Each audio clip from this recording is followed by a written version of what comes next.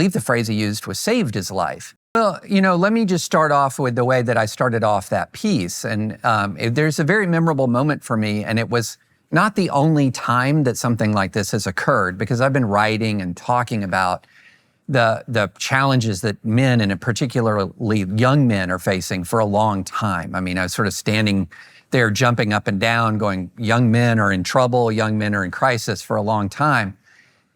And around 16, 17, 18, I began to encounter a lot of young men who were saying that you had really impacted their lives for the better.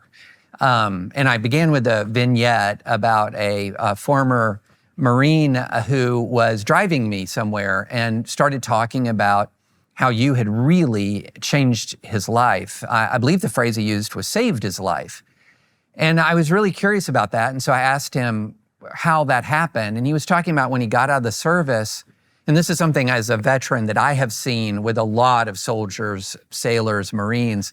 When you leave the service, one of the things that you lose is your sense of daily purpose.